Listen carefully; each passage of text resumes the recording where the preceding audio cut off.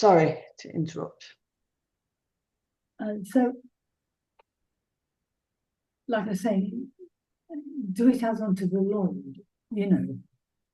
And I was thinking about your car and how, because this has practical applications throughout your life in, you know, whatever it is you're doing. And I think we've said as much, but it was like with the car, as an example, because the enemy would have you be looking at, it's a piece of junk, it's only held together by this, that, and the other, and if the so-and-so goes and all the rest of it. But if we take it as it's been a gift of God, from God, for this particular moment, it may not be the car you have next week or, you know, tomorrow, but today it's by the grace of God you've got this car, and it's like you would then be loving that car. Do you know what I mean? You would be saying, "Thank you, Lord." You know, oh look, Lord, your car's got a little bit of. I mean, we get strapped because we've got seagulls living so near the sea and everything. And when Steve's, especially at work, is parked up in Benidorm, we can go through a car wash one day, and then he's no sooner parked up the next day when he's back at work, and he's got a nice strapping run from some seagull that's gone flip, flip, flip, flip, flip. I mean, normally it waits there till the next Tuesday or Wednesday when it's one of his days off, and we'll not always been washed up actually. but it's like we would be making sure that this little car that does you so well gets enough water in its radiator. It's not that you just sit on your bum and say, "Oh, God's going to sort it out," you know. No, he's giving it you know, and it's a gift from him for you to use, you know, and to meet your needs, you know, in this particular moment. And it's like you would extend it all sorts.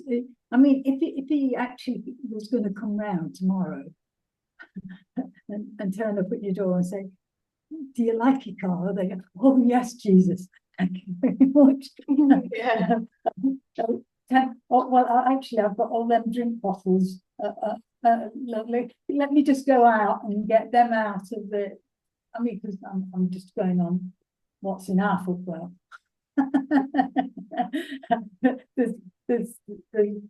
I mean, because Steve goes to work and he'll have a bottle of pop and he'll have this and he'll have that. And they'll mount up during the week, you know what I mean?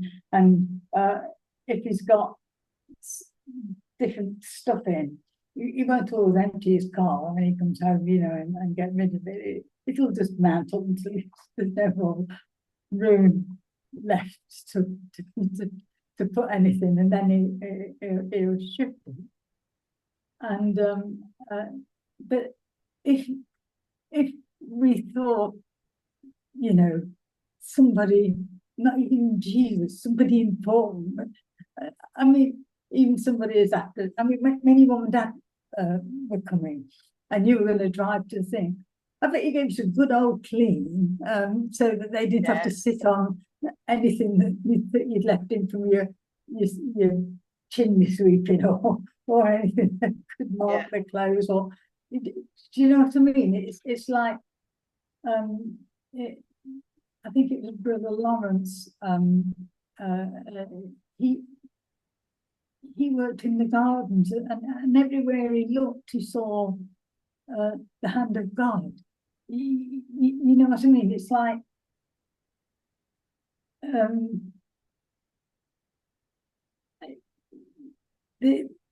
I can't believe how far away I went when I was doing me willy-nilly around all the different isms, and I'm sure that it was useful, but a lot of that speak got into my witness and testimony.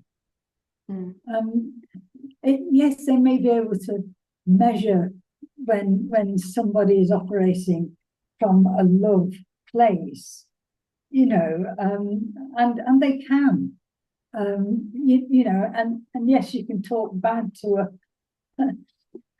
a pot of rice, and good to another pot of rice, and one will go mouldy and one won't, and so these things are true, but they're only a description of something that's happening. It's like God says, you've got to watch this, because life and death are in the power of the tongue. And so when he says, do it as unto the Lord, it's like,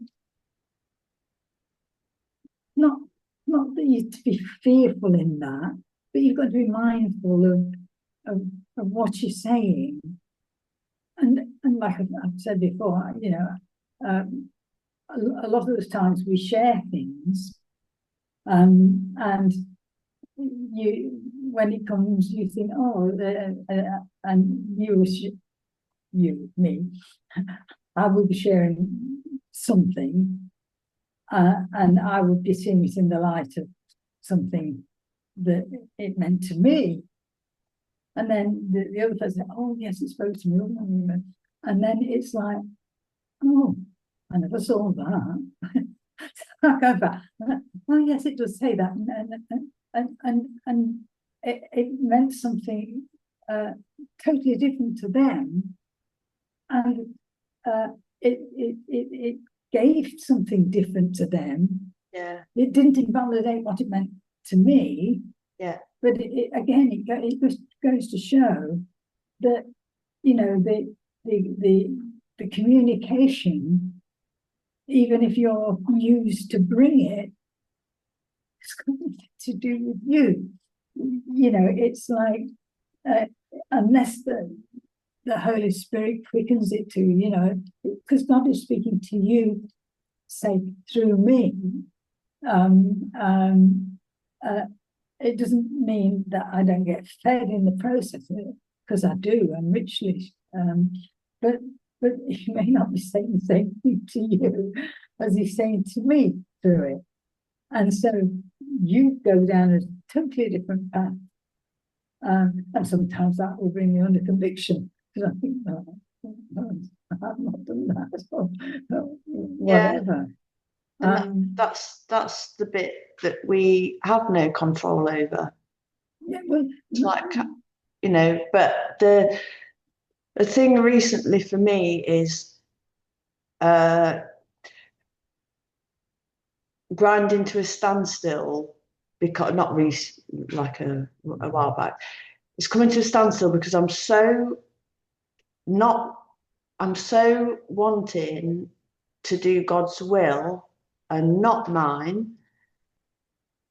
That the extreme of that is to literally not move. Yes. To be absolutely sure I'm not inserting my own will into this. Yeah. Is stay in bed, don't move, don't speak to anybody. Then I can't be doing the wrong thing. I can't be operating under my will and not God's. And so passionate about doing that, bless my heart, that I then do nothing of life. Because if I'm not doing anything, I am definitely not doing my own will. Yeah, well, that's exactly where I was. And there's still a part of me that's there. Yeah. in some ways, you know, it's not wrong. It's just, and that's why I say I needed to see the things that we've done, because as I say, I've I've gone through all those, and I've gone through the books that I've written, you know, the little booklets on grace and repentance and all these different things. Yeah. And I mean, when I go back, I mean, I found a little prayer journal. I mean, it is little. It's just a little notebook that I wrote. It was from May the 29th to July the 4th in 1988. And it's just I literally, you know, Lord, I thank you for this day, and all the rest. And it was a period that God had given me somebody to pray for. And every day I prayed for this person and other things as well. But over and over and over again, you know, I was saying, please, Lord, you know, zip it. You know, don't let me be harmful. You know, let me only speak as you give me a lead. You know, don't let me put anything of my own in there. Don't let me this, don't let me. And it's like day after day after day after day, every day, this particular person that I was praying for, and various situations. And very often I was praying then for the marriages in the church, you know, all of us, and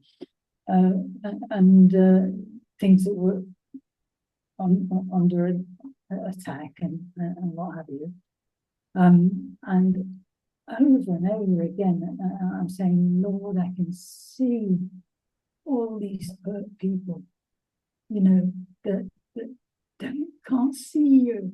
Lord, please, Lord, you know, use me, but, you know, I don't care what happens to me, Lord, but please open their eyes. Please do this, Lord. Please do that. You know, I'm pouring something. I'm thinking, okay, I've come a long way from that. You know,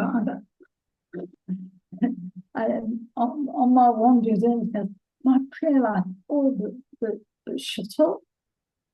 Because I was so into, oh, that's interesting. And then I'd follow this rabbit down that hole, and that rabbit down this hole, and oh yes, oh that makes sense, and that makes sense, you know. And I mean, right back then, you know, because when I was baptized, Mark, yeah, I think it was Mark, bought me a little a little NIV Bible. Remember what that was? And in it, it's Proverbs: lean not on your own understanding, but in all your ways acknowledge him, and he will direct your paths. Well, I've been leaning on my own understanding for the past, I don't know how many years. You know, I mean, to some degree, I was kept in check when we were a member of the church. But when we came out of the church, you know, when Mark and Mayo had the falling out, it was like then we didn't replace it with anything. Do you know what I mean? And of course, we had some wonderful times of worship. You know, we were part of the praise and worship group. I mean, that's another thing.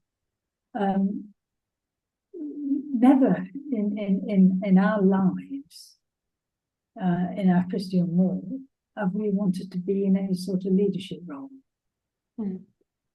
We very often feel if there was like Aaron and when they held, was it Moses's arms up, you know, some battle, I can't remember what it was, but every time his hands went down, the enemy started to win. And so you've got, I think it was Aaron and her, yes, it would be Abraham, won't it? Holding his arms up so that the Lord is fighting the battle and it's all going their way. And so very much we felt we're to support whatever ministry there is or whatever. We don't want to be on the property committee or the this committee or that committee or whatever else. It's not where we felt we to be used, you know, because it just wasn't. Anyway, as I say, I digress. But I had wandered so far, you know, that God, I mean, I didn't for a moment stop believing in God. But I stopped talking to him.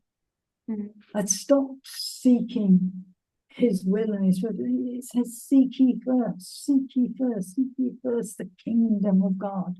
You know, his way of being, his way of doing, you know, and then all these things, well, whatever, you know, will be added unto you.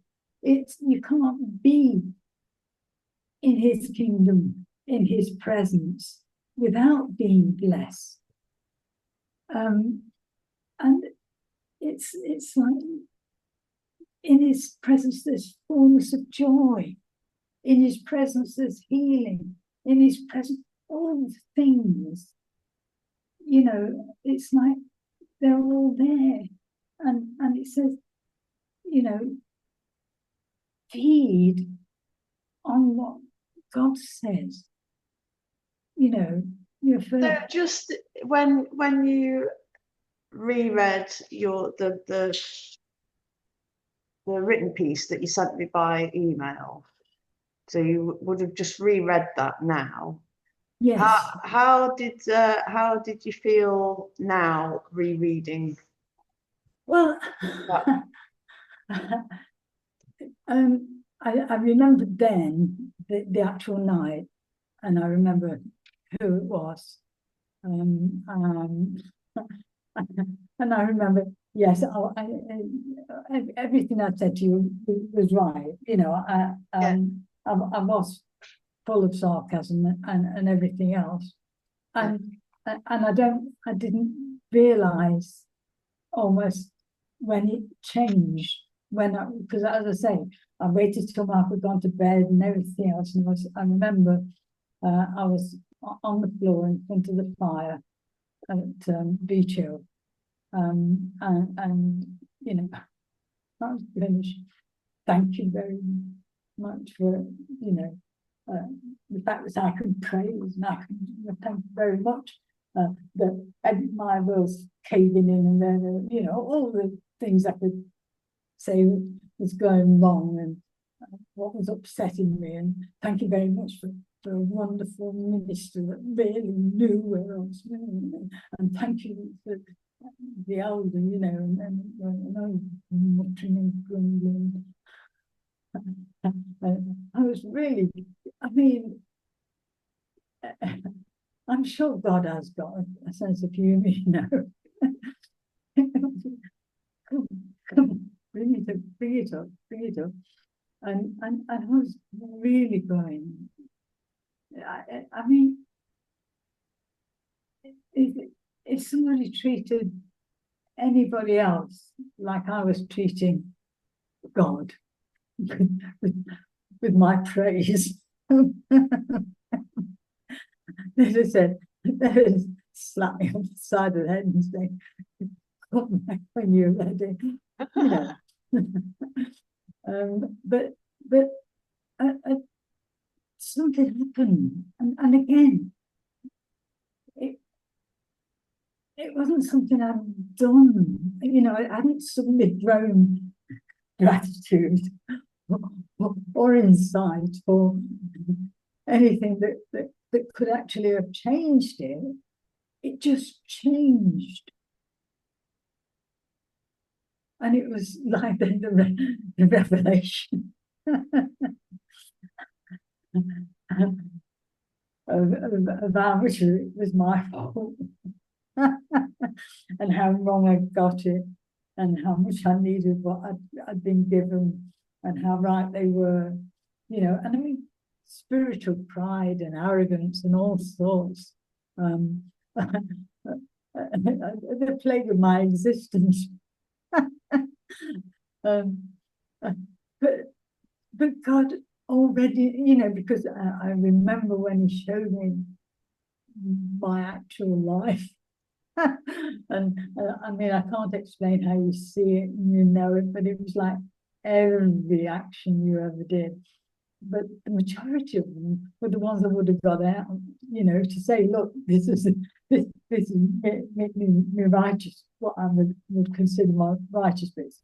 I would have got them out to show Him how lucky He was to have me on His side. And it was those I saw first. And I was appalled. And I mean, you know, like it said, oh, woe is me. I'm undone. I'm a man of unclean lips, you know. And it was like this, it's clear as a bell. This is like a revelation to you. I've always seen you like this, you know, and I've always loved you, you know. And it was the most awful and yet the most grace-filled moment of my life. I'd never been loved. Well, I think people tried, but it never, ever got inside, even with Malcolm. You know, because there's always that niggling. If his ex-fiance hadn't chosen the car and made the thing choose me or the car, whether they would have actually got married, you know. And if she ever went, you know, that he wouldn't go running back, you know, because compared in my mind to Josephine, I was sort of the booby prize, you know. you couldn't have it. I mean, the fact he chose not to have that. I mean, never registered or anything. And I mean, bless the lad. He did love me, and I, in my damaged way, no, I can't even say I ever loved him. I needed him. I wanted him. I couldn't believe I got him. I never felt I deserved somebody like him. I never felt. I mean, that was nothing to do with him, you know, because he was always, in my estimation as well, more than I deserved. You know, I was grateful beyond measure that, I mean, I was surprised that I actually got a husband. It was not really on my belief that would happen, you know, because I had so little self-worth. It was unbelievable. And I was so damaged. And there was things in the past, you know. One was the sense of where I'd come from, you know. And I got that wrong to some degree, because I also, from the information given me, because my mum's name and my dad's name is the same. And so I always thought that he was, as well as being my dad, he was her dad. But in actual fact, he was her stepdad. And she just assumed the name when her mum married. So my grandmother is also my stepmother. And I mean, it really gets very complicated. And there was all sorts of things that was tied up in that, you know, because although my mum and dad who adopted me, welcomed me, I was known as bad blood, you know, because of the circumstances. And funnily enough, my dad's family was Salvation Army people, and it was not at all well received. That my dad was bringing something like this into our family. You know, we're Christian people, Yeah. and they never acknowledged me. And then, of course, 3.5 years, well, not 3.5 years, 2.5 years later, because I was a doctor, I think it was 11 months. But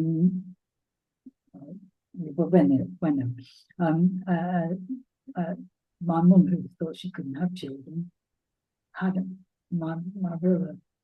And of course, the first grandchild, the real child, you know, and a boy. I mean, this was ticking all the boxes. And I can remember they sent down a present for that first Christmas from my brother, and my mum sent it back. She said, "You either acknowledge them both or neither. You know, they're both our children. You know, good old mum." And it wasn't that they suddenly wanted me, but they wanted my brother more than they didn't want me. So it's like, this has been the story of my life. You know, it's like nobody really wanted, you know, and the fact that my dad went to prison, and that was part of the reason I was adopted, you know, because I wouldn't be allowed back in the house where he was. At least that's how my mum told it, you know. And then, of course, when I was about 4 or 5, I was sexually assaulted. I have a widow in a terraced house, you know, who asked me if I wanted, because I've always been very, very curious. And you know, your mum said, "Now don't you go taking sweets off strangers, don't you do this, don't you do that." Well, yeah, of course, yeah. And it's like in one ear, out the other, you know, and you go and do your own thing. And I think I was about 4. I was under dependent. I wrote 4 poems. I think it was on another, again in book pages. I don't know where they are now, because I tried to sign in to that by grace site. Yeah. And it wouldn't let me. It said it doesn't exist. So I don't know, because I've not been back to it since I possibly put them up. I mean, in the first story, I went back and answered and responded to comments. I mean, these days, they don't let you put comments on, and this and that. I mean, it was so different in the beginning. Actual people wrote actual things, and Yeah. people responded to them, and they gave you pretty much free range. You could write about whatever you wanted to. And people would either go, oh, that's good, oh, I wish you'd write another one or whatever.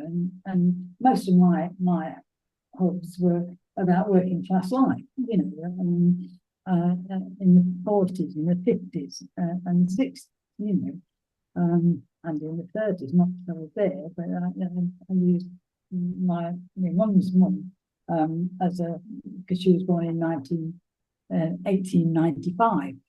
So that made her a Victorian, which explained a lot of why we weren't really touching our generation. You know, we didn't say, oh, I love you, oh, you're good, you know. I mean, everything was just different.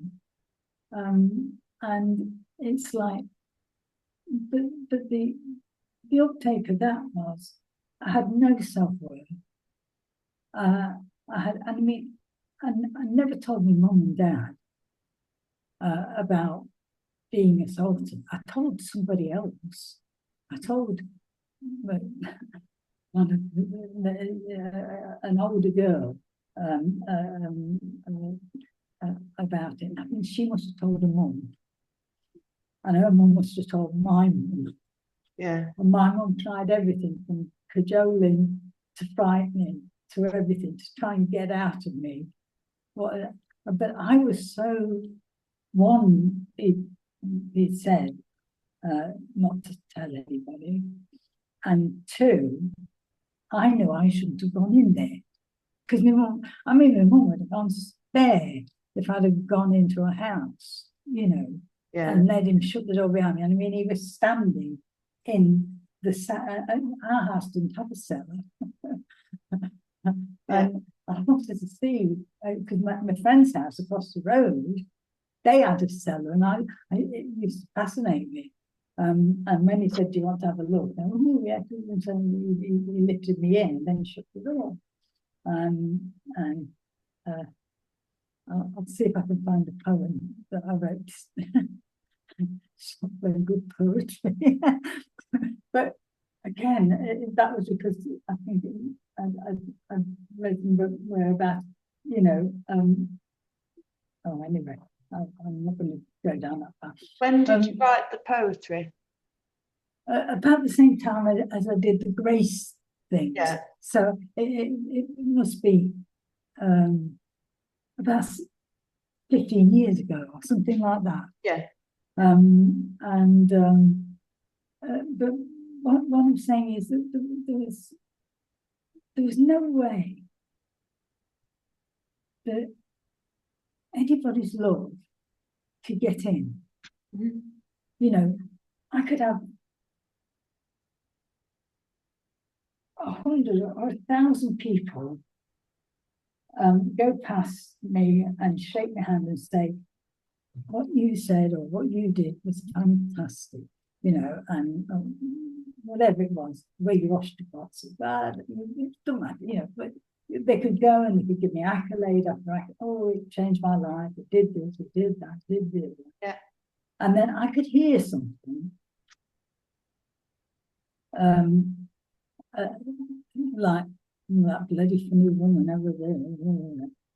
Now, they may have been looking at that funny woman, not this funny woman, but that thing would come, and I got like hooks, and it would be like Velcro. It would fly on these hooks, and as it hit, then all them accolades and whatever, because they were just resting on there, people, and my head was, well, you'd have to say that. Oh, yes, thank you very much, and you know, but it wouldn't mean anything. It couldn't get in, because I think you were just being nice, and that and more to say about you than it did whatever it was I'd said, done, or whatever. Yeah. But this thing that would come flying through the air, talking about that funny woman, or it would be a comment, and it was not directed at me, it wasn't true about me, whatever, but it would bang into me, and that's mine. because that's what matched in here. Yeah. And it's like, as much as I wanted to love, I didn't know how. I couldn't give it because I haven't got. I mean, when Malcolm says, "Will you marry me?" Well, before that, when he said, "I love you," and I mean that was the first time he'd said it. And it was the same night he asked me to marry him. I said, "Thank you."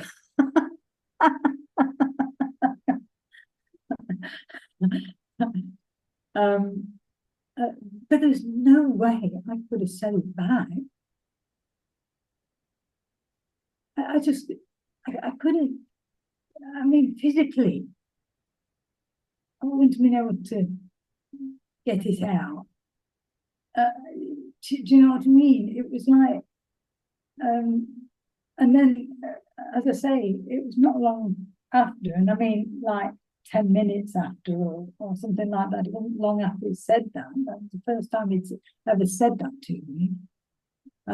He asked me to be his wife. And I said, I don't think that's very funny. And he said, well, I wasn't meant to be funny. You know,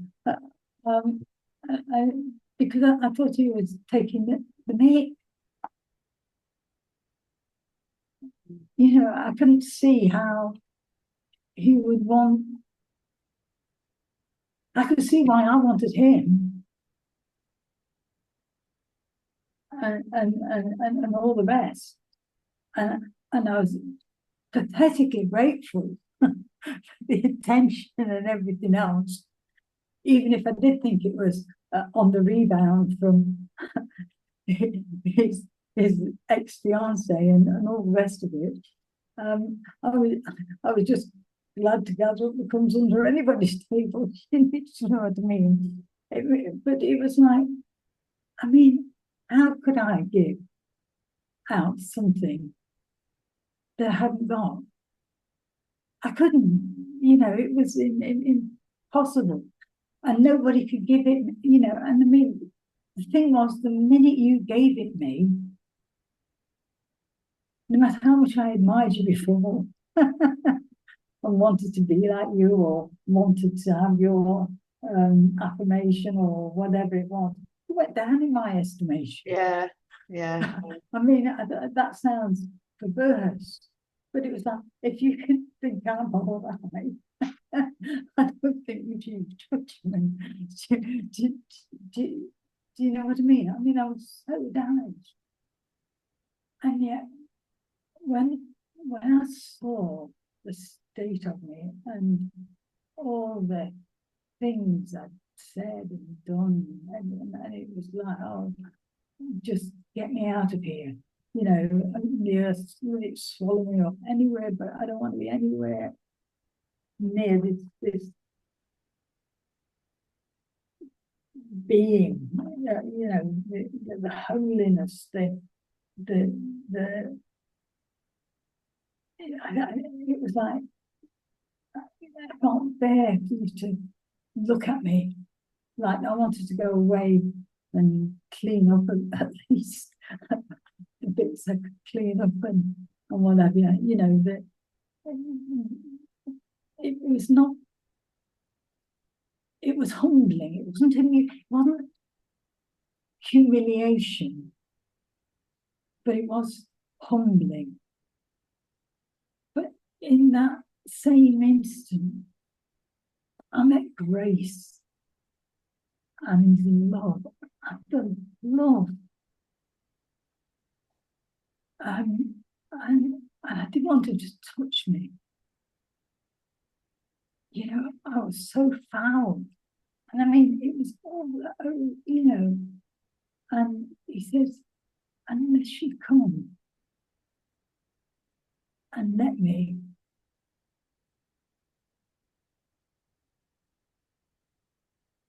you can't get it off. And it was like I was covered head to foot in like these big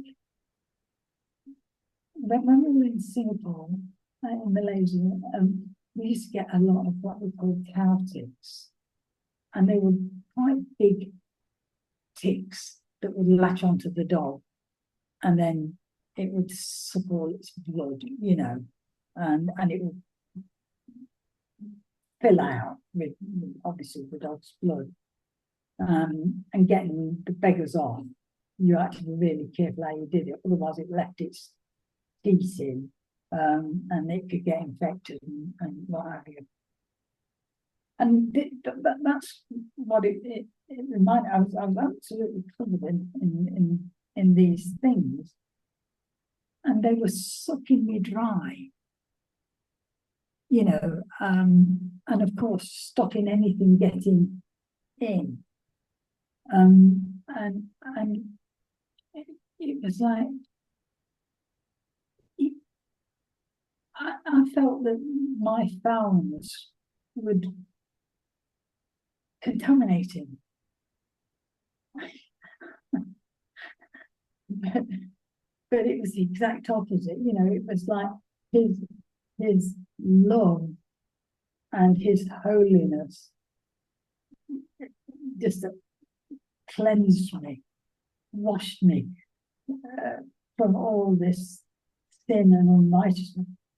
And I felt love for the first time in my life. And the truth is, that was my most impoverished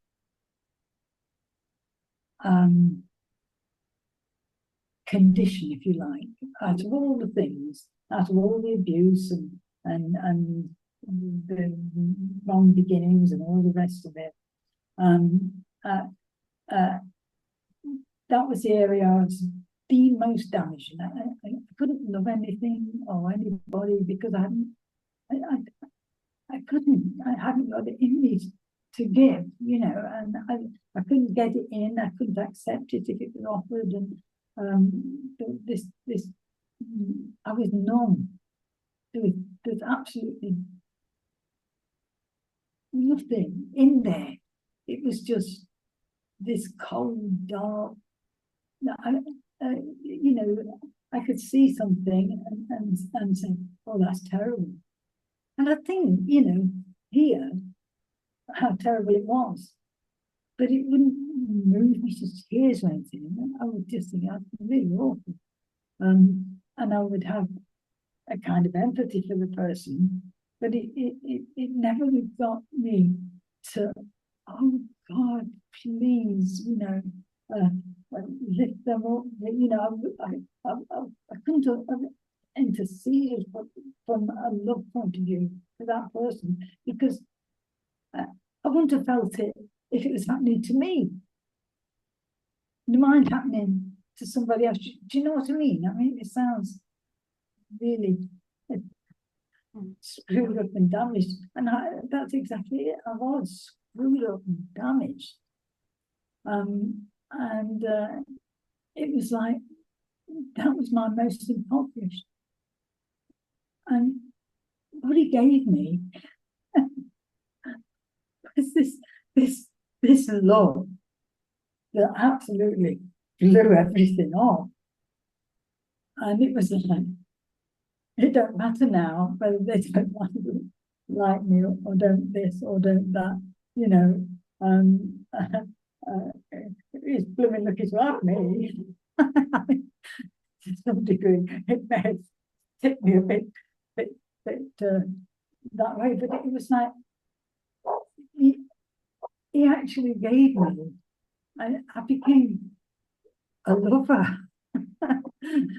And I not because I'm a genius at loving or anything like that.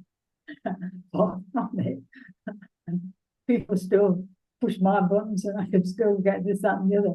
But it's like virtually everybody that God has given me or used me in has normally been the ones that nobody wants.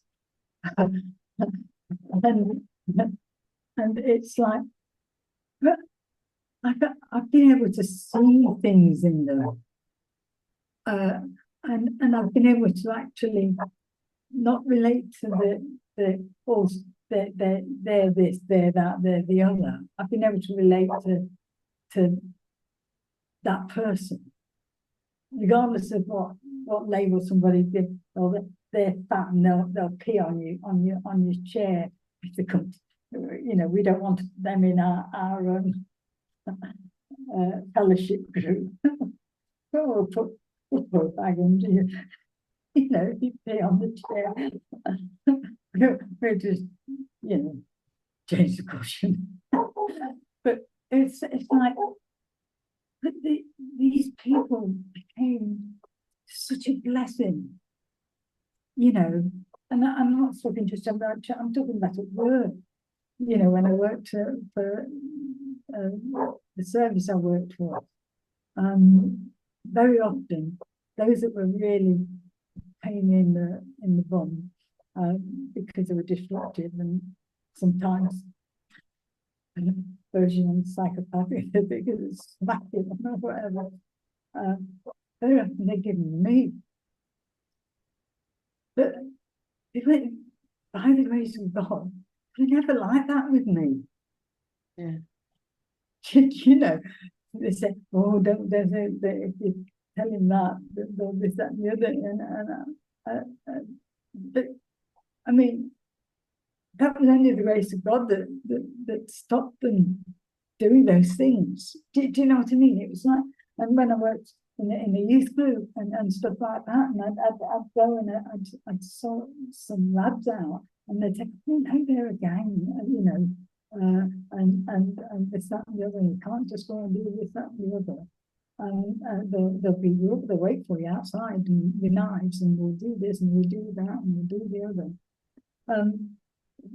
But they didn't. They off they went, and then they come like, we're sorry, can we come in now? Well, yeah, all right, but you don't do whatever it was that they were doing that was disruptive or whatever. And it's like, you didn't hold a grudge, you didn't go, well, you're always doing this, it was like, you treated each person and each situation and each whatever it was that was going on at the time, and you listened. And very often they told, I mean, there were times people would come and they'd have a problem or something, and they sit there, and I'm thinking, I've got no idea what we're talking about. And I'd be going, oh. And then I would say, reflect back to them, what they'd said to make sure I got hold of the bit that I did understand. And they said, yeah, and this, that, and the other. And I'd actually put nothing back in, but they talk all the way around this thing and whatever. And then they say, oh, you're so wise. And they go away thinking I'd worked something out for them, or I'd given them this, or I'd given them that. They'd actually they'd given themselves their own answer, they'd found their own answer, whatever it was. And I will be going away none the wiser as to what they were saying. And I mean, sometimes, because where I worked, I'd never worked in care work before. I'd always wanted to work in something like that, and so I applied, and I got an interview, and I mean, the person that interviewed me, the head of the service, at that time, said normally we wouldn't have even had you in for an interview, because you've got no experience and all the rest of it.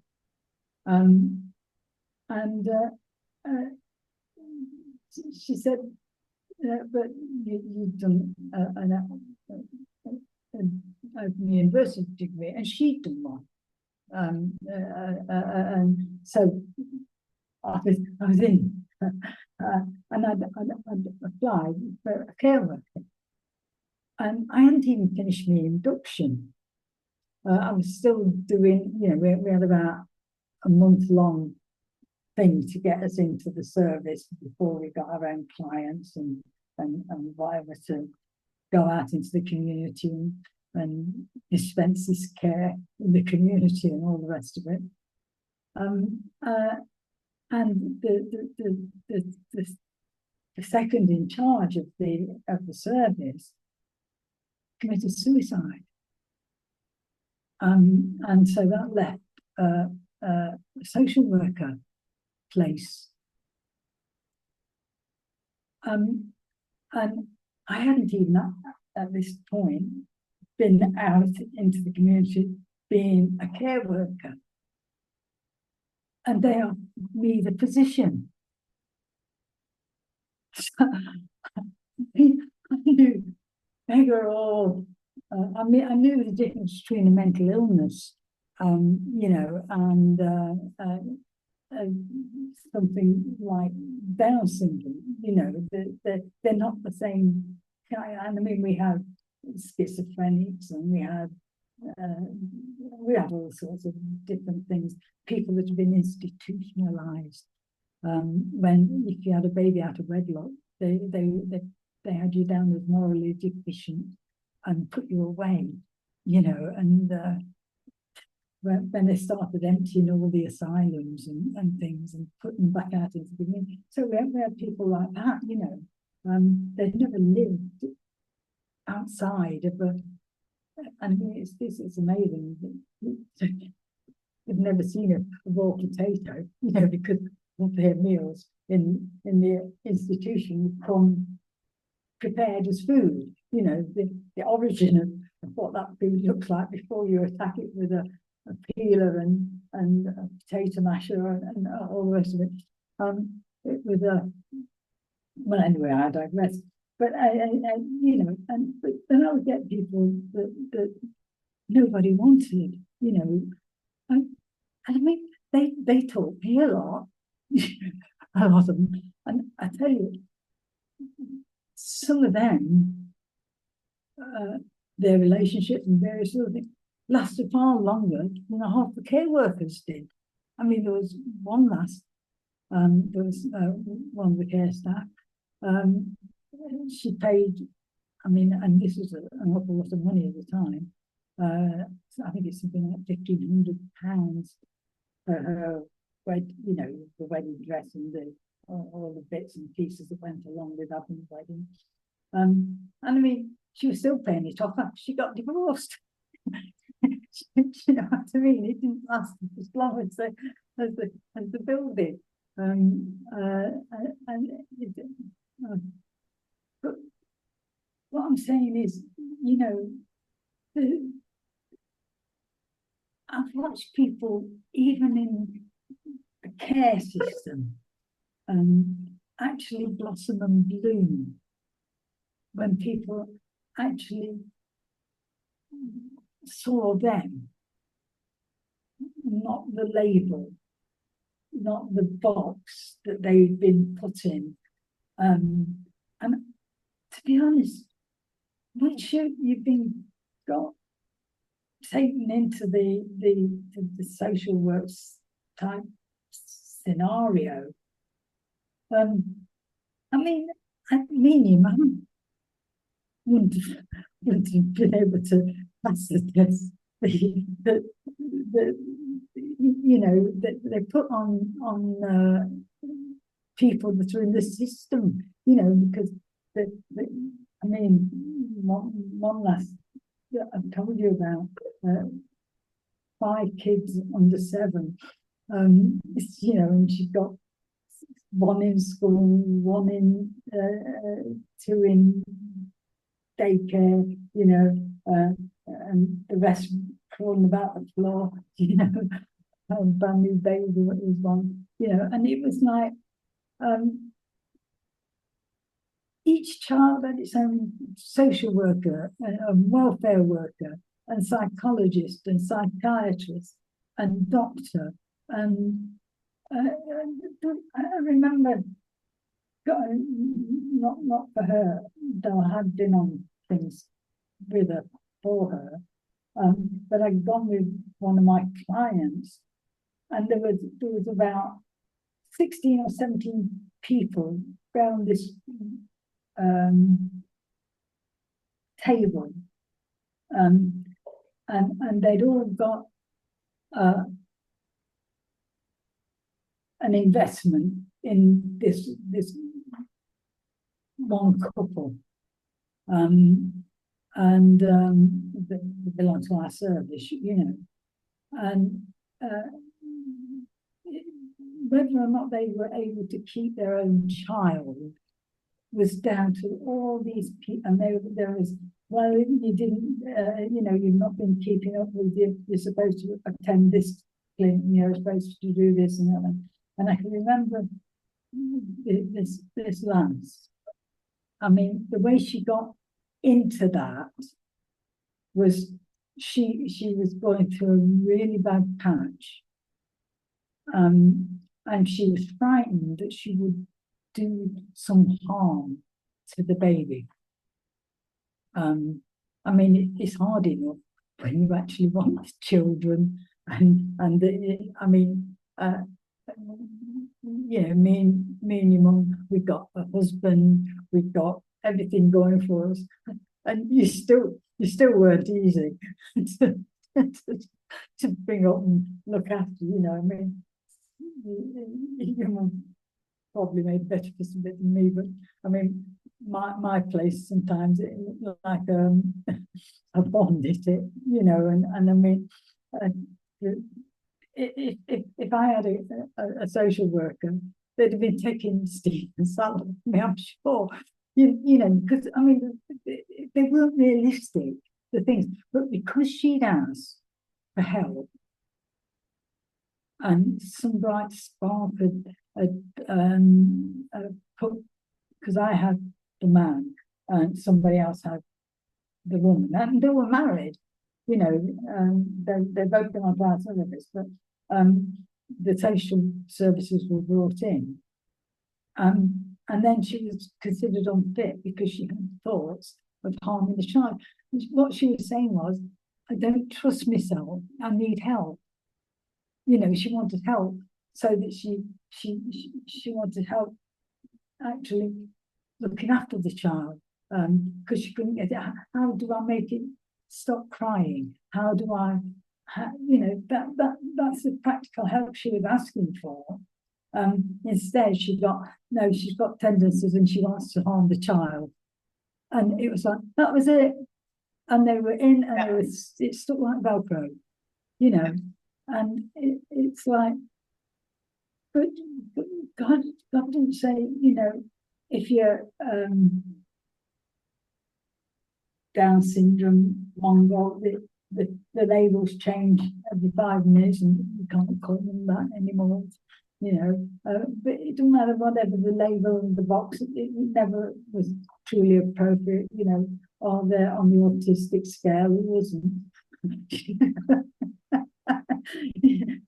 You know, whatever the scale, the schizophrenic, whatever it is, I mean, we could all fit in at one time or another into most of these blooming things. It's like when you've got a country, you know, the line goes here, you know, well, yesterday it was part of this country. No, we've drawn a new line now. This is the new border, you know, and now you can't live in this if you're not a Serb. You've got to be a, you know, a Serb Christian, you've got to be a Muslim, you've got to be a this, you've got to be a that. Let's cut up India into Pakistan and India, you know, so we've got all the Muslims over there and all the Hindus over there and all the Christians up there and all the, you know, it's like none of these things are real. And if you look past all these artificial routines and whatever else, you know, they're all people, and that's the thing, you know. John 3:16 said, "For God so loved the world,"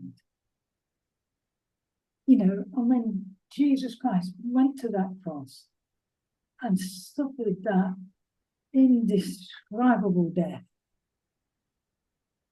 to pay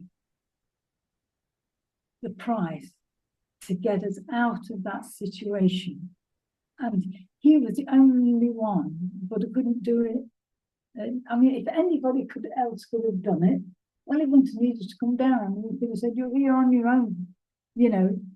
But, I mean, we're born into the sin. You know, I mean, we can't take more than 2 breaths after we've been born without somebody saying, oh, don't her eye look funny? Or she's got no hair, or, you know, there's always going to be an input from school, from parents, from family members, and, you know, and they say hurtful things and they say good things. I mean, it doesn't matter what it is, you know, but it forges something in you, and it makes you see things not as they are, but as they see them, because they're telling you what it looks like, and you invariably find what you're looking for. But Jesus said, no, I am the way, I am the truth, I am that. And it's like, I've had the blessing and the privilege to see people that came through our fellowship go off all the way around into and I've seen go to India and do, you know, do whatever it is, you know, build a school or dig ditches or whatever else, and they've given themselves over to God, and they've shone in their respective different. They'd started off in actually, and then gone out into the others, and they became leaders in a way in their own churches. And it's, sorry, I've just got to sort the dogs out. That's okay.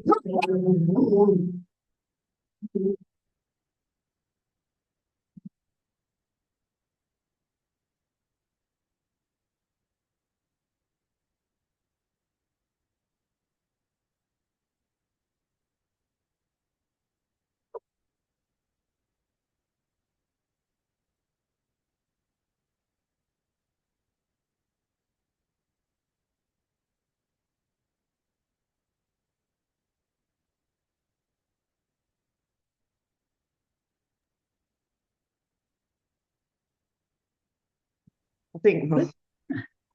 But this is the thing, you know, Jesus said, I am the way, I am the truth, and no man comes to the Father except that. And I mean, he came, I think we use the expression like a bridge, you know.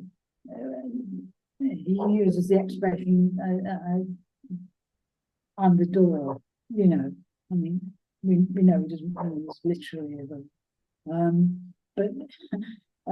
you know, this is the way we get in, you know, and God wants everybody in. It doesn't matter whether you're a Hitler or a paedophile or a whatever. He's saying, if you come and receive my son Jesus as your Lord and as your Savior, there's a transformation that happens. And it says you are a new creation. No more in condemnation. Boldly, you know, you can come into the throne room because your sins have been paid for. It's like if you go to a court, you know, you've got a driving offence or something, and the fine is $500, or pounds, or zlotys, or euros, whatever it is, and you've got no money, and it's 500 whatever currency, or you go to jail. until you can pay it. How are you going? If you've got 500 while you're out, how are you going to get 500 when you're in jail? But anyway, if somebody comes along and pays that £500 fine, you can be set free because somebody's come and paid the price. And that's what Jesus did. He came and he paid the price for us to be redeemed out of this separation from God.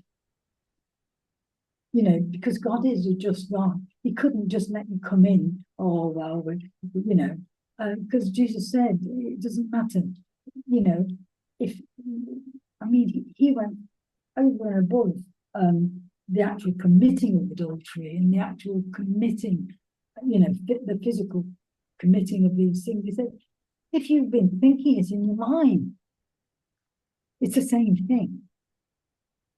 You know, if you've been thinking in your mind about killing somebody or wanting to kill, I mean, I could tick the box for every one of not only the 7 deadly sins, but all the others as well. You know, they've all been in my tick box. And some still flag up, you know, when they push the right button, you know, you think you've got something sorted, and then somebody will come and just poke you in the right place, and then you suddenly realise, oh, yeah, okay, thank you, Lord, you know, but it's like there is no other way, and it's and like the enemy wants you not to see that people, I mean, when you look at the actual crucifixion scene, because I mean, you read the New Testament and some of the algebra that went on as the church began, about circumcision and no circumcision, and well then we won't voice that on you. I mean, it says quite plainly, you couldn't keep these yourselves, and then you want to put it on the Gentiles, you know. Can we eat pork? Can we, you know? And it's like, oh yeah, you can do that, but you've got to do this, you've still got to do this, you've still got to do the other. But when the thief on the cross turned to Jesus while they were both up there and said, remember me when you come to, and he said, this today you will be with me in paradise. Well, he didn't get baptized, did he? He didn't get circumcised, he didn't get he didn't pay his tithe. He from his own testimony, him and his mate deserved the punishment they were getting. They actually committed the crime that they were accused of. Now, Jesus didn't commit his crime, and what was he saying from the thing? Forgive them, Father, for they know not what they do. They don't. They couldn't see. But that one said, you know, remember me, and Jesus said, this day you'll be with me in paradise.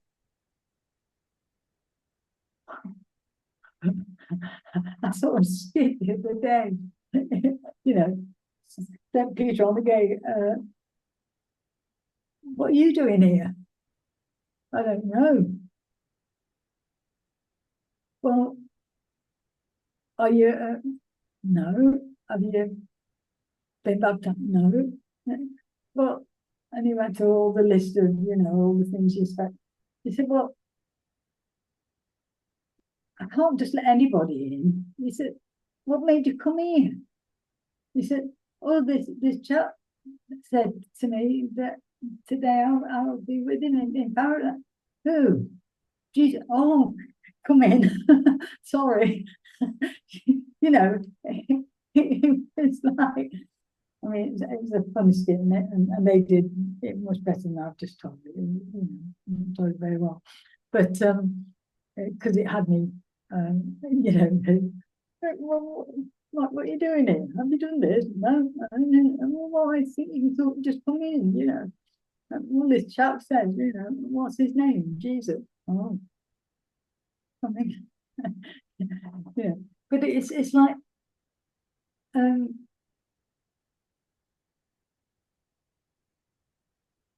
the heart of God is so loving, so full of love that He wants none lost, not one. And that's why I say, when bad, I mean, nothing's going to stop bad things happening. It says in this life you'll have trials, you'll have tribulations, and they're not all God's thing, you're reading what you're sowing, and well, I should have put that in, I should have done that, and then this wouldn't be happening. I mean, it's like bad things happen to good people. It's not deserved, it's not just, it's not right. It's, people get wrongly accused of things, people still end up in prison, and I mean, well, you see that in the Bible, with Joseph being accused of raping Potiphar's wife, and he did nothing of the sort. But it's like, yes, God turns these things to and redeems them, if you like. But it doesn't mean God necessarily caused it to teach you a lesson. But if you stay close to God, you'll get something out of it.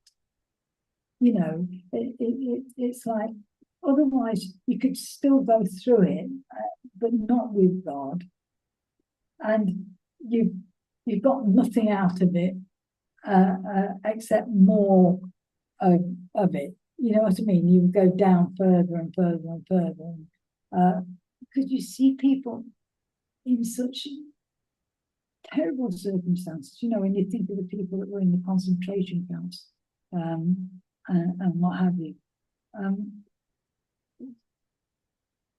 the things that kept them alive in those situations. I mean, I don't remember them, but I remember them telling Corrie ten Boom and the like. When they were thankful that theirs was the most lice-infected hut on the camp, because none of the guards and things wanted to spend any more time in there than they absolutely had to, because they were infested with bugs and lice and things that bit you, and nobody wanted to be in there. And so even terrible things, sometimes worked to your advantage, because that meant they weren't there beating you, and they weren't there doing other things to you, I mean, terrible things. And they still shared, when they got nothing to share, and they still survived.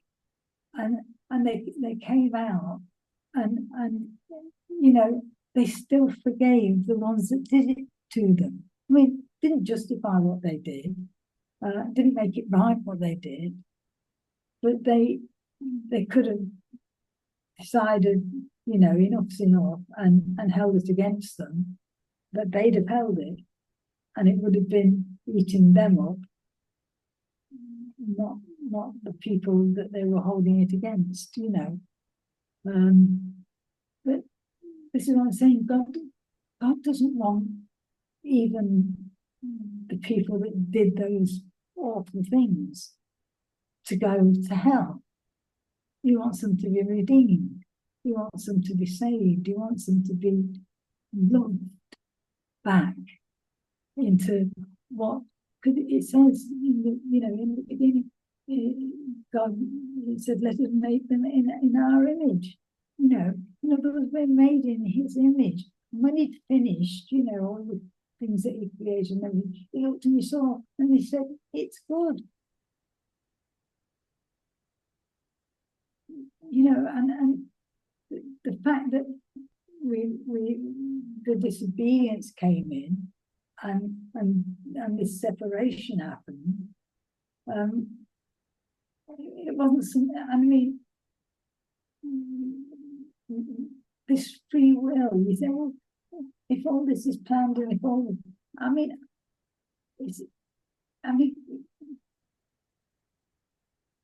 I think if ever you think you understand how it works, you go wrong. Because I can't understand this time thing, how everything can be for God, still be within all that timeline, you know, and he can still be in that concentration camp the same at the exact same moment as he's in 3030. You know, the year 30, if we get, there's still a planet left in 3030. You know, it's like, I don't understand all these things and how he can know, you know, because it says in Psalm 139, you know, before you'd even been formed in your mother's womb, you know, your name was written, uh, uh, and all the days of your life was already known. You know, and you were born for such a time as this, you know, and you're God's gift. It just that puts me in mind of training my two girlies at the minute, the doggies. That because I thought about this the other day, that they don't. You know, this is all very new territory for them. They've never lived in a house. They've never been before they came to me. They never stepped foot in a house before, except for one night before their departure. They overnighted in an apartment. You know, they're in a new place. They're young. They're kind of 16 months oldish and things. So over the God, now coming up to 3 months, I think 2.5 months.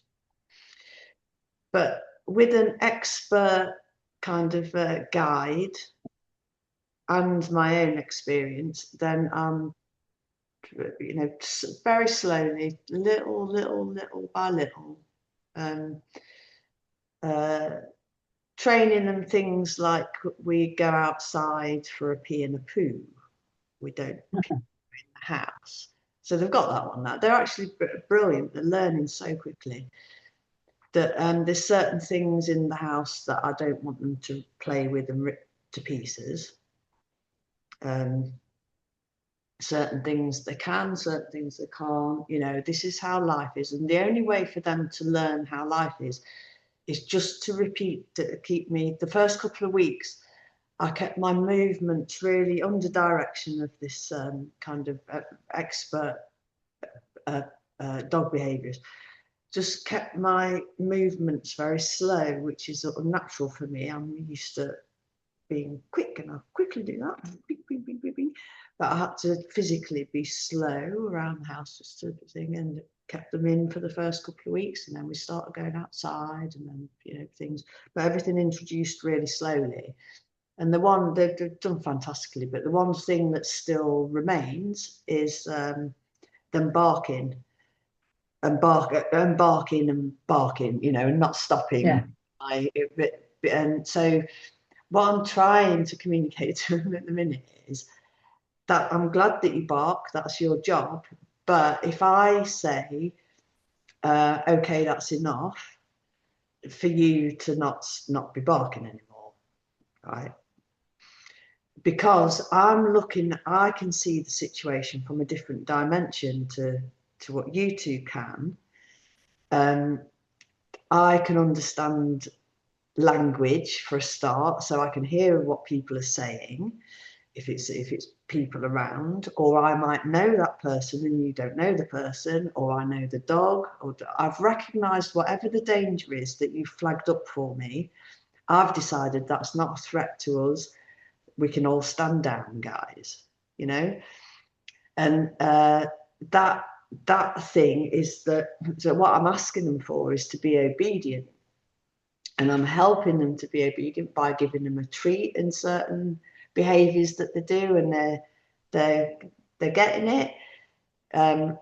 One is a lot quicker at picking things up than the other one. She's very, very smart. But they sometimes they'll do it, they'll sometimes obey me, and sometimes they won't because they're being willful, you know. Or they just, or their instinct's too strong. They, you Yeah, know, they to be able to get their focus back on me. It's just that it's not anything.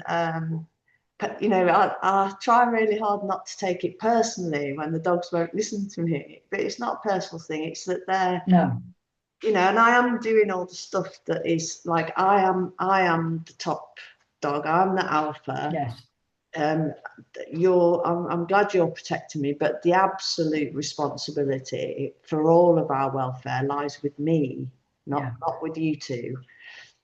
Um, so it's kind of like as I'm doing all that, you know, I've been doing this over the months and things. I'm relating a lot of that to my personal spiritual journey.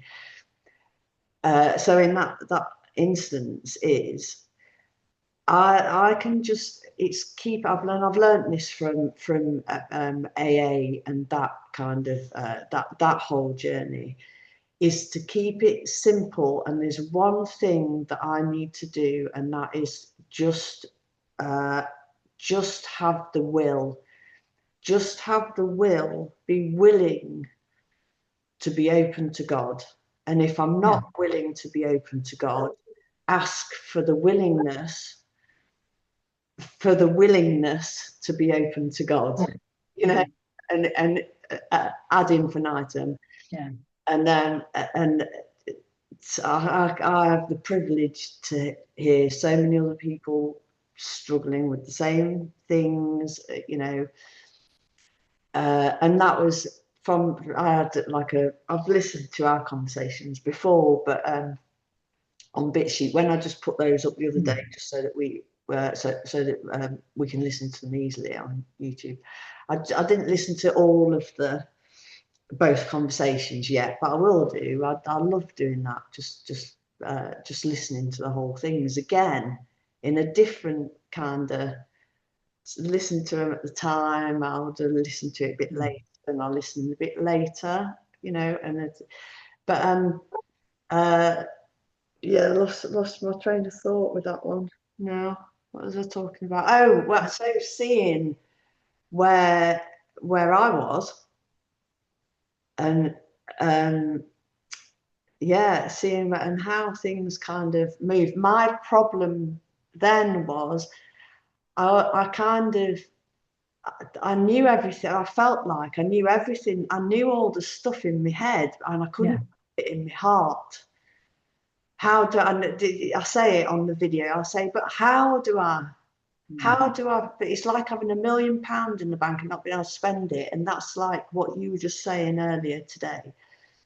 Is like the you couldn't receive the love because you didn't have the tools to be able to. You didn't know how to. You couldn't even start to grapple that one because you had no point of reference or anything. And that's what the AA thing's done for me. Is just given me like this toolkit that, along with all the stuff that I already have. So I have got the my all the experience of kind of childhood being raised in Methodist church, my interest at my own kind of curious finding outs, along with all my, I shared on this the other day, all my trips around the religions as, you know, as you said, with my philosophical brain, you know, yeah, right, so let's have interest, let's see what that one's all about then. Let's mm, talk about this. And I've come back to the Bible and to Christianity and was talking with you about it. And I knew that what you were saying was true, but how do I get that in there? And you were kind of saying it's like a vial of anti-venom when you know, and it's there on the shelf. Unless you take it and drink it, you actually receive it. It's not going to do anything just sat up on the shelf, right? So how do I do that? Well, it doesn't work like that. This is how the, you know, but you know, how do I do that? And I was kind of doing uh, gratitude prayers every morning when I was out walking, And it's like, how can I feel grateful? How can I? I'm trying to do it with my mind, and I knew how to do it with my heart, but I didn't know how to do it with my heart. And I had to get smashed right into a point of absolute nothing left. No more resources, no more mental messing about, no more. Well, I couldn't figure anything else out. It wouldn't matter if I took on any more information. I couldn't find this out. I couldn't search it. I couldn't go into a thing and learn all about this thing. I couldn't exercise my way into love, or I ran out of everything, and I felt separation. That was the lowest point. And Tara died. Tara's anniversary of her death was yesterday. So this time last year, the last thing that I had any responsibility to in my daily life had gone, and leaving me free to go into one, basically. Yeah. And the lowest point of that was the separation, and me saying in desperation, right, if you don't show me anything, that's it. And it was like, I've completely failed at this one, right? I wasn't actively going to kill myself, but I would lay on the bed and just die, because without caring, and the things that had kept me from doing that before, which was I'm not getting rid of this sorrow. I'll just be passing it along to other people. The people that love me are going to take this sorrow. Even that wasn't strong enough. It was kind of, this is it, and I can't take another one of these. I can't take another dark night of the soul like this. I'm not doing anything about it. I can't cope with this. So I just was drinking round the clock, just anything to switch off this thing. And I had to go to that place of complete utter surrender. And I think that was the day that I gave my life to God. And it was the day that I gave. I was like, I properly give up. Yeah. I've got no other, there's nothing else that I've got no other thing. And I just happened to be, and what I do in that time is I just have my phone next to my bed and listen to YouTube. I'm desperate for speaking something, somebody tell me something. All right, then here's somebody on and waffling on about, the last thing I learned about was C.S. Lewis. All right, interesting. He was an alcoholic as well. So, just listen to, I'm looking in the wrong place. And there was somebody mentioned online AA stuff, and I ended up in this online meeting, just listening to people talking, and from that, the very first thing was these people welcomed me in like I'd walked into a church, and with love. That's my first memory, was like these people. These people, it was a room full of alcoholics, and some of them were really happy and peaceful and exuding this like radiant love and peace and everything, and which intrigued me. I mean, I wasn't all that I was kind of, but it was enough just to dogs. It was enough to pique my interest, of which I've one left, and from that, I've got this. For the first time, not for my relationship with God.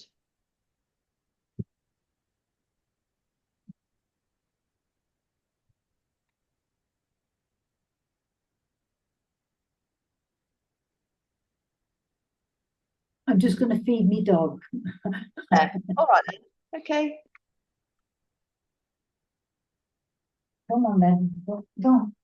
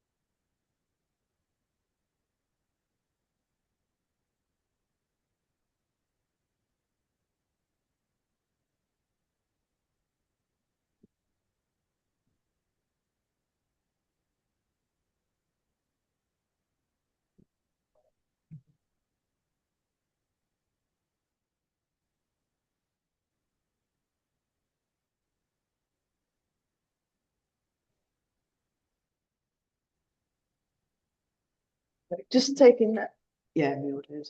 Just taking the opportunity to have a refill.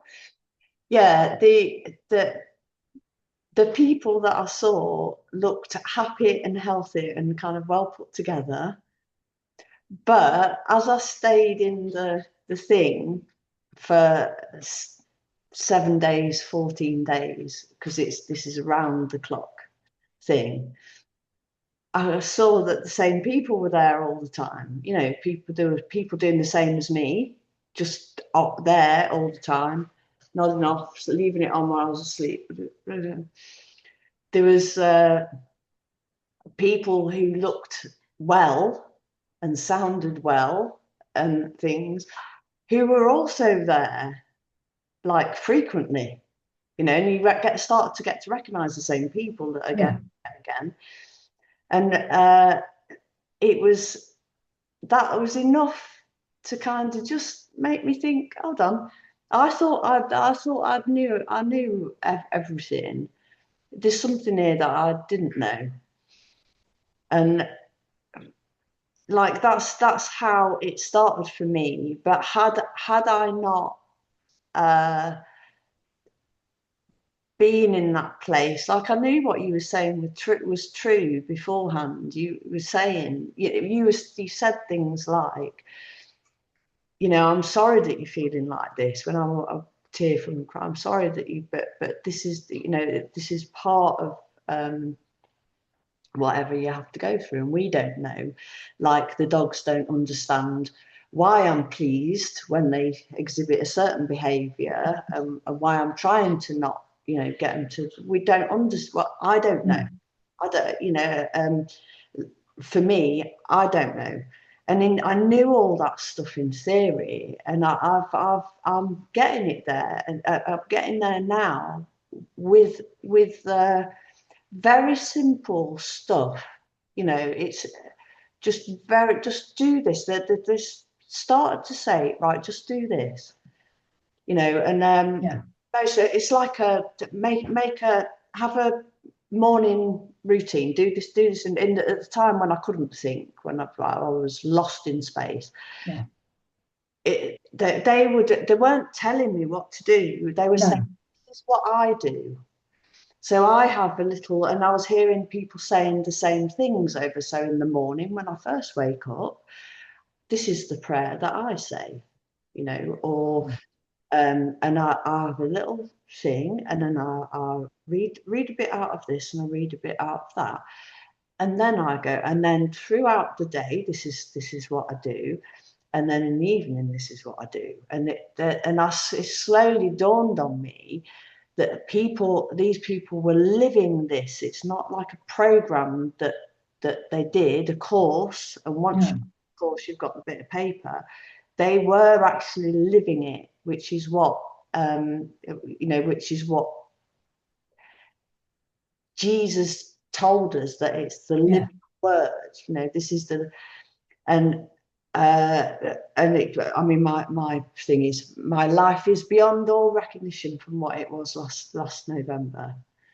You know, yeah, and I just want to say this. I have to go shortly yeah, because Stuart over the road, his car was written off a couple of weeks back, so I'm taking him shopping uh, shortly. At 5:30, I said that I'd be there, so we're all right. But this uh, meeting that I go to is, I'll send you the link for it. It's an open meeting, so there's open and closed meetings. Closed meetings are only for alcoholics. Open meetings are open to anybody. So anybody can go into them, and also people like students who are doing, studying counselling or whatever. Anybody can go and attend them. And I think it might be useful for you at the moment. Your um, current kind of where you are. I think you might get, but it's there anyway. I'll send you the link for it, and it's just Zoom like this, and it's round the clock. So what a meeting. You haven't got your last name on here, have you? No, you're Sarah 1, which is cool. Um, so at the top of the hour, on the hour, a new meeting starts, like 24/7. So you can just, I mean, a lot of us just have it on in the background when we're doing stuff and things. But yeah, that might be useful. Yes, yeah. That's because I put WhatsApp up to look at something of those links. Yeah, yeah. God is good. So what I'm doing at the minute is just putting uh, just um, asking for God's will with everything. God, you go first. You go first. But I'm not being shy and hiding my light under a thing, because what I've learned from listening to other people and having the tiniest bit of courage to say stuff myself is it doesn't matter what I intend or anything. The the the the truth, God's truth, will come through whatever words I say. All I have to do is have the willingness. So if before I do anything, just say, you go first, God. Um, uh, Before we spoke, now before I go and yeah, pick Stuart up, you know, beginning of the day, all the way through the day, please just let your will be done. I'm willing, and if I don't feel that I'm genuinely willing, please just help me to. I'll say the words, yeah, I'm willing. Help me to yeah, feel willing, and just like keep doing that. And if I'm doing that exactly like you said with the waterfall, if I'm staying in God's grace, the people, it doesn't matter really whether I say some words or I don't say some words, or I, whatever my actions are or anything, people will not help but see God's love, um, flowing out of me. And that's all I have to do. It's that simple. Is I just have to stay. I just have to stay with. I need. Just have to stay facing God, facing God, facing God, and all the rest of it is in God's hands. And I'm going to make mistakes, and I'm going to do things wrong, and it's not going to happen how I think it's going to happen, more than likely. But I'm just going to do It it. very seldom does. Yeah, but with no fear. If I take that fear to Yes. of, oh no, I mustn't say that because it might upset that person, Yeah. or I better not upload that because I don't mean about your, No, no. my stuff is, I obviously do censor if I've mentioned people's names and things, but should I say that? Should I not say that? Should I interject, like on our conversation? Right, Maggie's talking. Should I interject? No, and I'll just sit here and listen. That's always a thing for me. Is should I say anything? Should I just sit and listen and learn? And I realised that sometimes it's a bit selfish of me to sit quietly and listen, because I'm getting something out of it all the time. I'm learning something all the time. And if I say something about my situation, I'm not learning anything new because I know what my situation is. You know what I mean? I do, yeah. I'm by not sharing that with people, I'm uh, I'm preventing people from knowing my story. And in the meetings, all it is, after you might have say half an hour of somebody leading, and the rest of it is just people putting their hand up and sharing, and all they do when they share is just talk about their own thing. Yeah. They don't advise anybody else across the room, or they don't they just say, right, today I'm having a shit day. This is what should have happened and that didn't happen. Or today I feel really blessed, and or a bit about their backstory or anything. And it's all just our own stuff, you know. And the first few times that I shared first, the very first day that I was in that, and I can't remember it because I was still drunk. And I was just crying, but I was so grateful for that place being there. So I just said, and I wasn't nervous because I still had I'd stopped drinking, but I had loads of alcohol in my system. But I was crying and I could hardly get my words out. And I just said, I'm so grateful. I didn't say I'm Sarah, I'm an alcoholic, which you're supposed to say, because I didn't know I was supposed to say that yet. But I just said, I'm so grateful for this place being here. And you don't know what this means to me. Something like that. Very quick thing, and then stopped. And from that, I've met these two women, one who's become my sponsor, and the other one's Marissa, who we're on journeys together. Yeah. If I hadn't have opened my mouth, that no matter what the thing it was that I said, I wouldn't have made those connections. No. They connected with me, and I'm like, what? Marissa said something like, we've all been there. And I'm like, no, you haven't. No. But as over the weeks, as I'm hearing her sharing, I'm learning more and more bits about her story. Right, yeah, you have.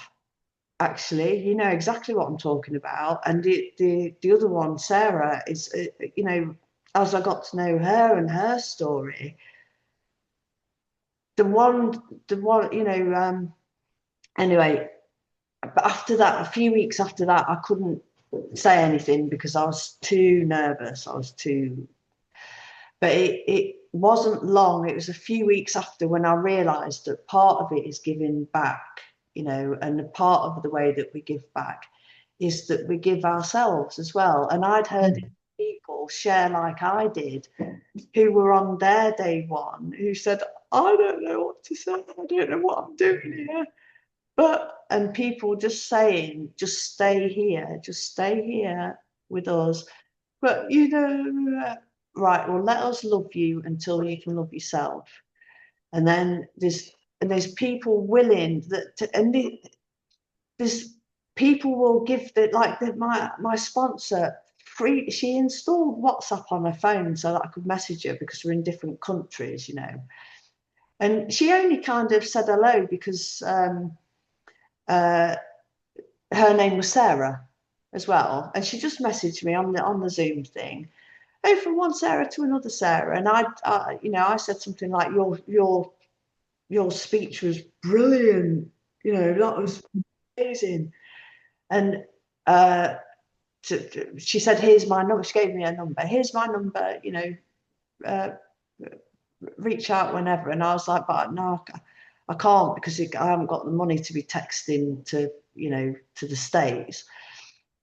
And she said, uh, oh, I said, have you got WhatsApp? And she said, no, I haven't, but I can install it. And then, like, 2 minutes later, there was a WhatsApp message, you know. I was like, wait, just a minute, you're willing to do that, are you? Yeah, okay. And then, and she just kept in contact with me for the first kind of 3 days, was like, are you all right? Not round the clock, maybe three Yeah, times. How are you doing? You're all right? And I'm like, yeah, right, this is a bit odd, but okay. They're actually doing what they said. That's what I'm saying. yes, The people demonstrated what they were talking about. They actually yes, did it, and I do that now. I'm on. yeah, I do 10 to 15 hours voluntary work on that platform. yeah, You know, because I'm so grateful, and because of what it did for me. And I'm one of those people now, when anybody comes in, they say that they're new, or the people that have been for a while and then relapsed, or even the people that have been 30, 40 years sober who are struggling right now, you know, my number goes to them by private message, you know, all that, it's multiplied. yeah, And that was the way that I could receive it. And I twigged that it came, you know, it's through people. This is God's love. This is yeah, God's love actually being shown, you know.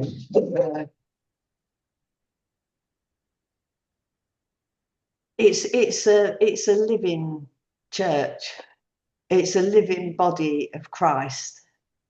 yeah, And it's one of the things that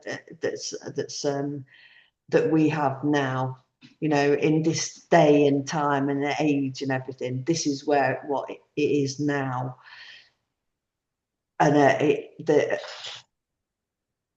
we're all absolutely equal by this one thing, that we admitted we were powerless over an addiction, you know. yeah, When you hear the stories of and it's not just that becomes the minor thing, but there was something that we turned to that wasn't God, to try to comfort us, or uh, help us to avoid the whatever. And it's the same problems that we yeah, all have got, the same problems. All right, not a lot of the problems we have are the same. A lot of the, you know, some of the problems we have are unique to us, so we feel, but they're not. You'll hear yeah, same, something very similar to your story, somebody else saying. yeah, And that was another thing, was like the isolation. I felt very isolated in mentally, in that nobody understands where I'm coming from. You know, nobody mm, can understand it unless they're here and living with me, plus they've lived all my back life since I was born. You don't get it. Sorry, but you know, mm, you don't get it with the cyclical thing of depression and the anxieties and everything, and because that had been my experience with the mental health provision, I ended up, after so many rounds of going through this thing, and basically at the end of the day, what was offered me was medication, you know, was asking whoever there was, the new person now that I was seeing, saying, have you had chronic depression yourself?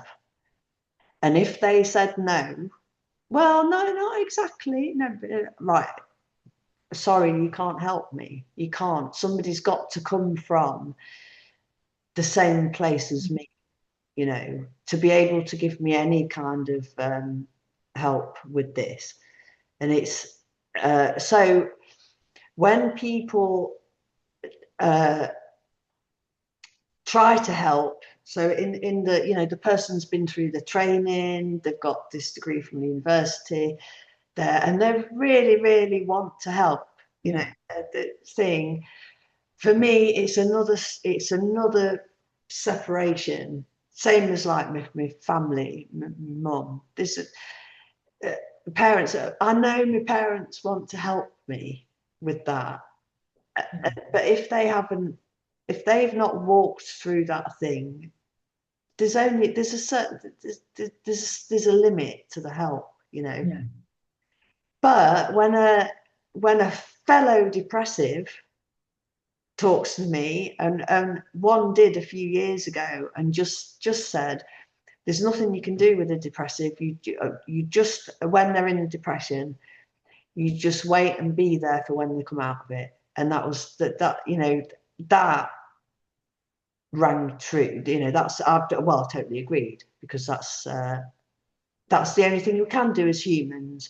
If somebody's in a depressive, and I've since had a friend of mine be in a depression, and what the last thing I want is people texting me 6-7 times a day when I'm in a depression. You know, I don't want people coming around and taking me out somewhere. Cheering you up.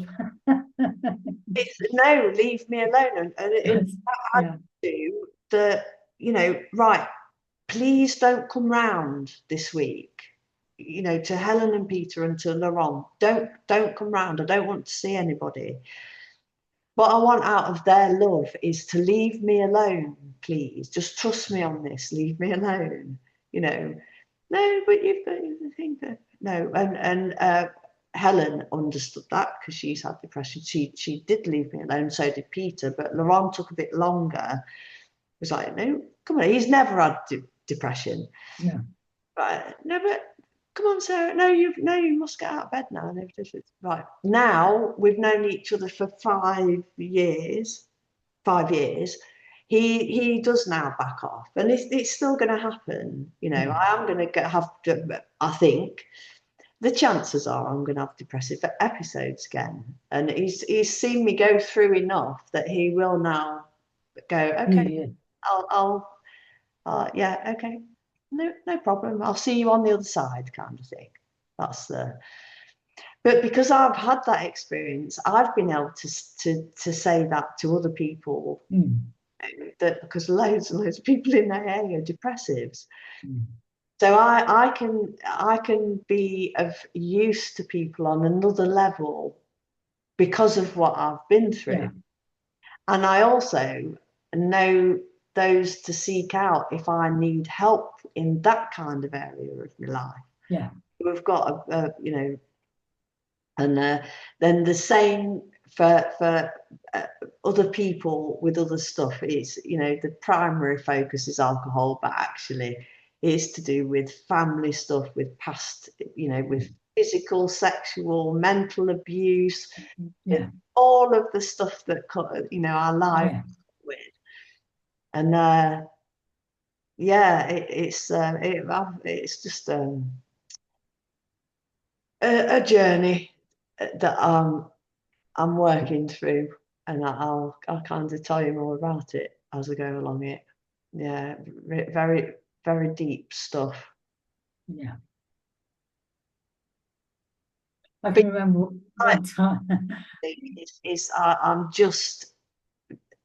I'm just participating, Yeah, just here, and I'm ready to and participate. that's all you can ever do. You know, be where you are. Yeah, I can remember one time. uh, I I think it was me and I can't remember who the other person was, but we both come under conviction at the same time. And uh, not that we were inconsolable, but we really were. God had just shown us something. I think it might have been me and Marcy. And June, God bless her, came in and said, "Oh, don't no, it's all right. You're not, you know." And we said, just leave us alone. We are all right. We've never been as all right, but whatever it was we were going through. I don't know what it was, but we both come under conviction, and rightly so, because we've both been guilty of whatever it was, and we both kind of saw it at the same time, and we were both mortified. Spiritual pride at work again. We, we've been the ones. And they always borrowed you think, you're okay, it's all right, we don't want to be all right. We want to be actually here, yeah, in under conviction. We actually welcome this, even this sort of really very unpleasant thing. I mean, I think what you were saying as well. I think it's whether it's alcoholism, like you say, or whether we've all got these. I mean, I was addicted to people pleasing, and I was addicted to, it'll the enemy doesn't care what your addiction is, yeah, as long as it takes you off your path, as long as it takes you out of the escape route, if you like. I don't mind you having the time of your life, from over here. I've now got out of this addiction. Now I'm all right now, and everybody's looking to me, and yeah, you just got a new addiction. Now you've got an addiction to something else. It's but I mean, and that's okay too, because there'll come a time you get convicted, and you say, and I mean, each one, and you're quite right. I mean, I can remember a friend of mine, she was bipolar, and I, I couldn't, and still can't really understand, because she committed suicide. Poor Petra herself, and yeah, you know who, and it was like,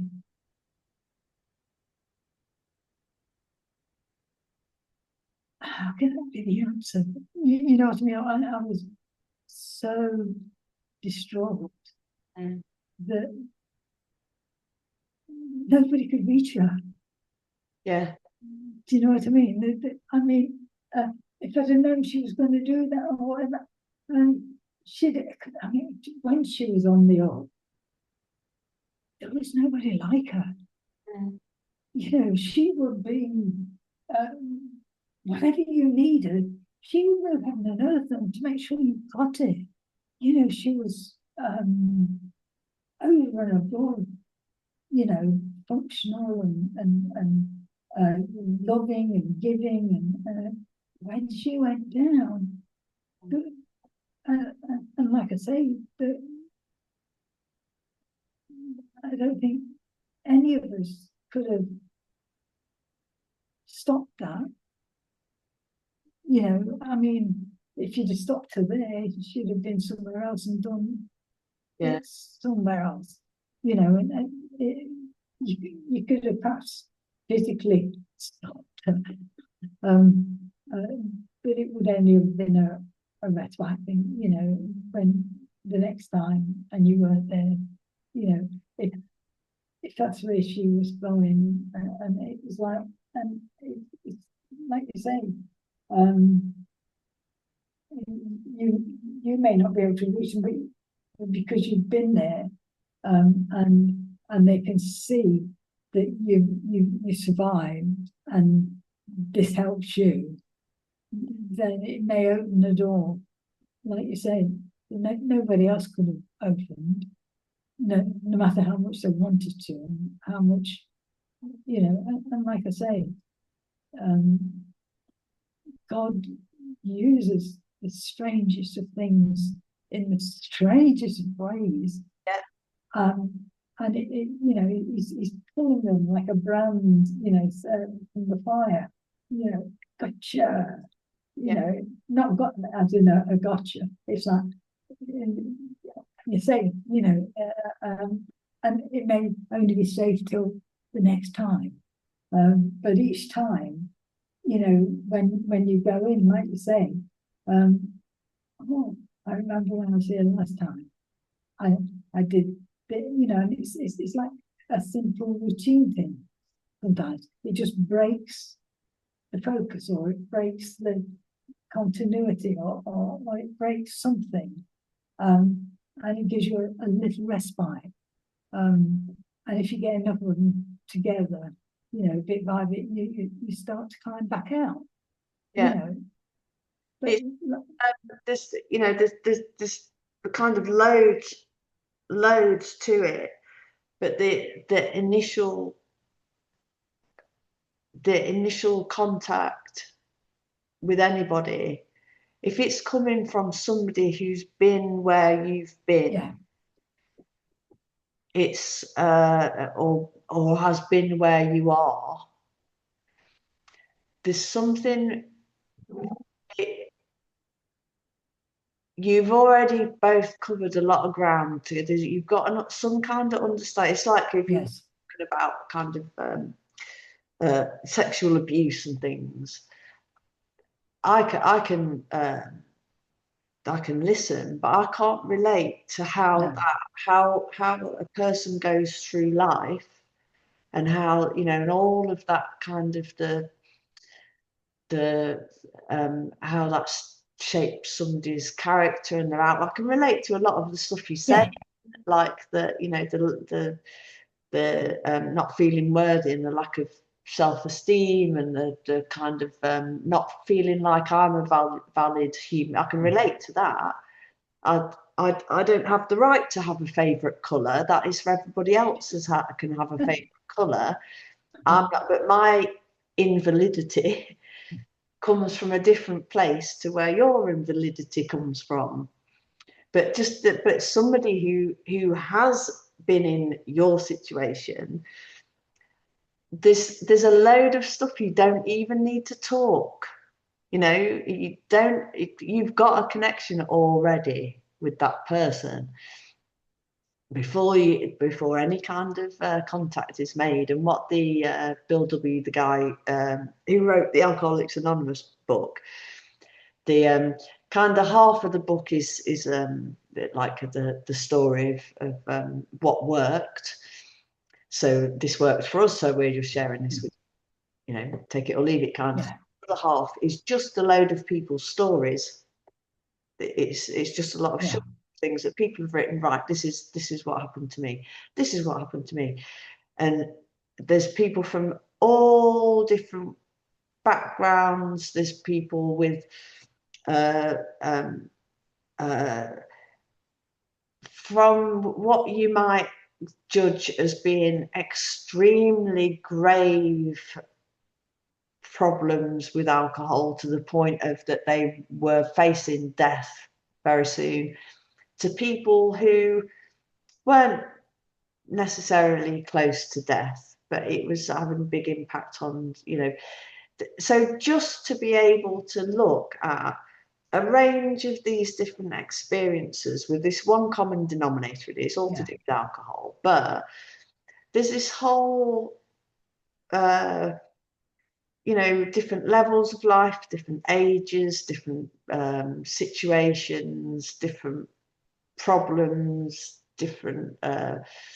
So, a lot of people, and I did as well, right in the beginning, kind of go, shit. This guy who was just talking has been in prison for his thing. He's been arrested so many times. He's really fucked his life up.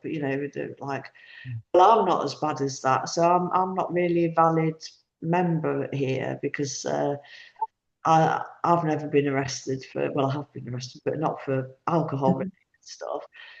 My life didn't get that shit, so therefore, due to, well, it did, but in a completely different way. Yes. I haven't harmed anybody. I haven't done things under the influence like that. But then I listened to somebody else who is the same. Right, the way that my alcoholism has shown itself is not in this kind of intense way, but it's just been in binge drinking. I can go for months without alcohol, but then I'll have like a long weekend and just drink. And then as life's gone on, it's become more and more, everything doesn't have to be dramatic, because we quite often like comparing ourselves to all that. Right, their story is way worse than mine. Yeah. Their story is I'm a more real alcoholic than they are. They're not. That's not real alcoholism. They're doing thinking about this, or that they do other stuff as well as and it's nothing to do with that whatsoever. Yeah. What they say in AA is you'll remember, like they have committee meetings and all that kind of stuff, and you'll remember where you are, and the only criteria is a desire to be a member. The only criteria that you need is the desire to stop drinking. So there's people that are obviously still drinking. That makes my job interesting as security when people are very inebriated. But yeah, it's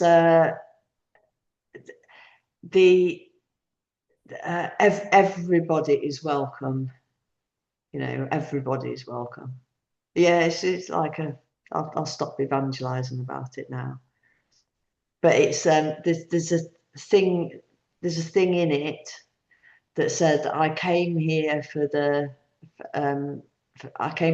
problem with alcohol, and I stayed here for God. I came here looking for a solution to the problem of being an alcoholic, and I stay because I found God, and that's what it's done for me. I'm glad I've got rid of the alcohol. That's definitely a plus. But yeah, I've got a new relationship with God, and I kind of I'm understanding a lot of stuff that I didn't get before, and I don't. I'm feeling a lot of stuff that I didn't feel before, and letting go of a lot of stuff that I don't understand. It's Yeah. right. I don't have to understand it. I was just thinking as well, like the comparison thing. I mean, it happens not just in the addiction thing. It's the same with Christians. I mean, you've only got to listen to some of these Muslims that have been converted, and the absolute. I mean, they're now apostate, and their whole family disown them. They're dead to the family. And you think, if you say, well, God never put me in that position, and I don't think I'll be able to do this. And and then, like you say, if the enemy can get you down that thing, because then you're thinking, well, it's like, who's asked you? has God put you in that? You won't have the grace for it because you don't need the grace for it because you're not doing that. Yeah. Do you know what I mean? It's like you say, what you can end up with if you look to these things, or you make any, like you look to somebody and they give you a ritual or something. You have to be careful that the ritual doesn't become, oh, I've got to say this prayer in this order and I've got to do it this way, or I've got to do it that way, or oh, I didn't say. But I mean, you meditate. I mean, God knows when you talking to them or not. I'm not saying. I mean, It's breaking up a little bit. I just missed that last bit. yeah. But what I'm saying is, we're almost praying without ceasing now.